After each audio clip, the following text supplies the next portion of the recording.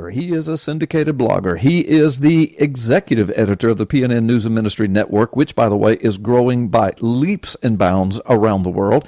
He also is a licensed private investigator in the nation of Canada. He's all over Canada and all over the United States all the time. And he mans our Toronto division studios of PNN News and Ministry Network. So, Michael Shoesmith, it's good to have you with us. And, you know, as an investigator, and I know you're not running a criminal investigation, but you have an investigative mind. But this dude, Michael Wolff, that's written this book, The Fire and Fury Inside the Trump White House, you've got some scoop on him for us that might give some context to all of this furor that's going on. I do. I'm still recovering from our off-the-air conversation there, by the way. In case you live in a cave and you only come out just to listen to our show, bless his heart. Let's give a little backstory here, Carl. This guy Michael Wolff, his book Fire and Fury, right, Inside the Trump White House. Yeah. It has been published, and quotes released pre-publication included unflattering descriptions of behavior by U.S. President Donald Trump, no doubt, chaotic interactions about the White House senior staff, derogatory comments about the Trump family by former White House chief strategist Steve Bannon, news of the book's imminent publication, and its embarrassing depiction of Trump prompted lawyers to issue on January 4th, so yesterday, a cease and desist letter and to threaten libel lawsuits against Wolff, his publisher Henry Holt and Company, and Bannon, actually. He was included in that. An action that actually stimulated pre-launch book sales. Oh, of course. And, you know, let me just say, and I know you've got a lot more to say, but let me say, I was doing, as soon as all this broke the news, just a day or two ago, and, you know, I'm very blessed. I do a lot of radio interviews every week and several TV interviews by Skype, video. But I did 3 or 4 or 5 radio interviews wherein they were asking my opinion about all this. And one of the things I said, now, please hear me. I'm not claiming that I was the first one that thought of it or the first one that said it. I was the first one that said it that I knew of, but now, then I heard a lot of people say it, and now you just authenticated that it's happening. But the day all of this broke, I said, well, let me just tell you, I've written 6 books. I've got a 7th one coming out, all of them with 2 major publishers, W&D Books out of Washington, D.C., and Defender Publishing out of Crane, Missouri. And so I know how this business works, and I know that when Donald Trump's lawyers issued a cease and desist order and I knew that book sales would explode. They're going to sell millions of those books because everybody's going to want to read what Donald Trump doesn't want them to read just by him saying that. Right.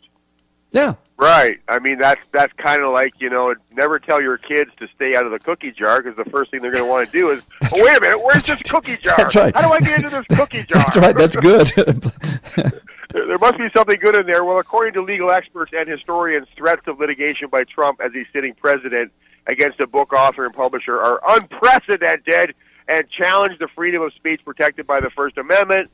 Before it's released on January the 5th, so today, the book and ebook reached #1 there you go. On Amazon and Apple iBookstore. There you go. I think I'm going to write a book, tell a bunch of lies about you, and then and then let your lawyer sue me, and then you need to report that to the media that you and I are having a big fight with each other, and that there's infighting at PNN, and that I've lied about you, and then I'll sell 10 million books, I'll split the money with you, and we'll ride off into the sunset. Well, bless your heart. Bless your heart. Bless your heart. But you know, as you said earlier, my first inclination was to do a little digging into this Michael Wolff character, right? Tell us about that. Believe me, he is no stranger at making things up, Carl. Okay? Okay, now I wrote a piece on this. It's up on the blog, ppsimmons.blogspot.com. It's called Michael Wolff, No Stranger to Making Things Up. In the fall of 1988, Wolff published a book, Burn Rate, which recounted the details of the financing, positioning, personalities, and ultimate breakdown of Wolff's startup internet company, Wolff New Media. The book became a bestseller, Carl. In its review of Wolff's book, Burn Rate, Brill's Content, a book reviewing outfit, criticized Wolff for, quote, apparent factual errors, unquote, and said that 13 people, including people he mentioned in the book, complained that Wolff had, quote, invented or changed quotes, unquote.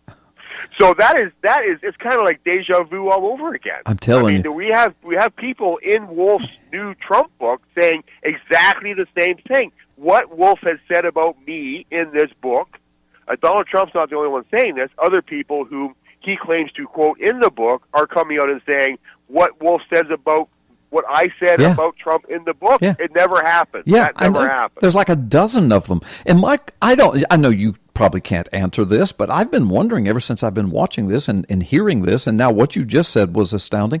Again, I go back to the fact that I've authored books, and for those that are listening, listen, I'm not even going to give you the names of the books, although I have a brand new one out right now and got another one coming this summer, but I'm not here to sell a book or to drop names, but I'm just telling you, because of the books. Final warning, the rabbi who found the be quiet. No,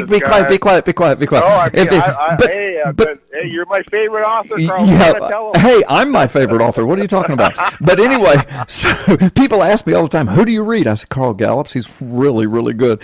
Hey, but anyway, the point I'm making, listen, because of all those books and because of all the media I've been in, because of them, so I'm now ranked as a top 60 Amazon best-selling author. All right, that's pretty good stuff, man. Thank you, Jesus. Thank you, Lord.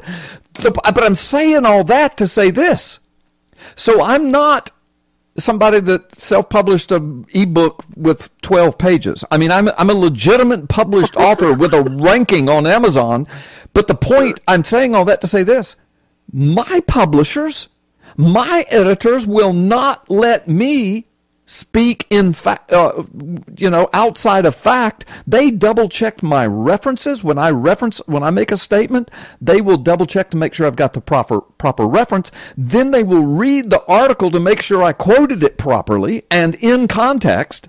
If I make a statement that I claim is a statement of science, they either want it referenced or they will go check it out to make sure that I have spoken factually. I mean, brother, that's not to say my books are 1,000% accurate in everything I say, because, when you write 300-page books, there's bound to be something that may not be just completely up to snuff. But the point being, I understand how Michael Wolff could express his opinion, but how can he put quotes around stuff and a dozen of the people come back and say, I never said that? How can they do that without being sued? How can they publish that book? I don't understand it, Mike.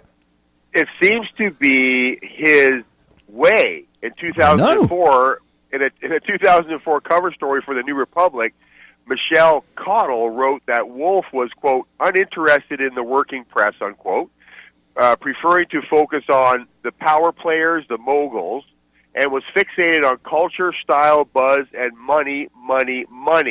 This is from 2004. Yeah. She also noted that, quote, the scenes in his, because he's more of a prolific columnist than a book author, okay? And Michelle Cottle, writing in the New Republic, says that, quote, the scenes in his columns aren't recreated so much as they are created. Yeah. Springing from Wolff's imagination rather than from actual knowledge of events, unquote, calling his writing, quote, a whirlwind of flourishes and tangents and asides that often stray so far from the central point that you begin to wonder whether there is a central point. Yes. I mean, this modus operandi is so ingrained in his style, Carl, that even Wolff admits he can't. Well, listen. So even Wolff admits he can't be sure if parts of his newest book are true. Yeah. Even Wolff admits he says that. So ingrained in him that even he admits, I don't know if they're true. Yeah, and he's quoted. Listen, at newsbusters.com, the headline says, "This Wolff." It says they quote him as saying, "I said whatever was necessary to get the story." I mean, they've got him quoted as saying that. I said, can you imagine of the 7 books I've written if I said that? If I said, well, look, I know they're not very factual, and I know I misquoted people, and I didn't fact check everything. I know that, and I was just doing whatever was necessary to get the book out. Can you imagine?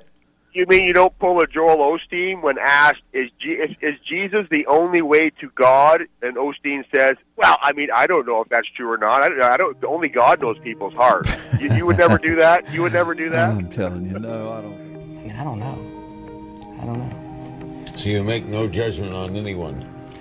No, but How about atheists? No, I just, you know what?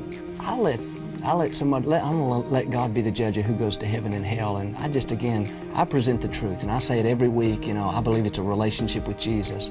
But you know what? I'm not going to go around telling everybody else. If they don't want to believe that, that's going to be their choice. God's got to look at your own heart. God's got to look at your heart. And only God knows that. So I don't. Well, think so. make no mistake here, Carl. Many more books will be written about Donald Trump's presidency. It's really too soon, right, to launch any attempt at summarizing anything. It may go really good for him, as the trend seems to indicate, or he may go down in flames. Either way, we can be certain that Ann Coulter, who correctly predicted his win, has an ever-expanding folder of facts and curious anecdotes to share when the Donald leaves office. And by the way, that tapping sound that you may or may not be hearing is probably Bill O'Reilly writing "Killing Trump." Yeah. Stop it, Bill. Enough already. Enough already. Probably. Right? The Satanists wanted to install their own tribute, a pagan idol, on the Capitol grounds, right next to the Ten Commandments. Billions around the planet are witnessing a world in the grasp of sadistic spiritual darkness. This unholy alliance has infected our governments, our religious institutions, and our societies. The world appears to be unraveling. But can the evil behind these dark supernatural forces be defeated? Is everything playing out just as the Bible predicted it will in the final days? At last, you can know the answers to mankind's most urgent questions and learn your destiny among today's events in the new, unprecedented work taking the prophecy world by storm. Gods and Thrones, Nakash, Forgotten Prophecy and the Return of the Elohim by best-selling author, former decorated law enforcement officer, and senior pastor Carl Gallups. This changes everything. Available now wherever fine books are sold.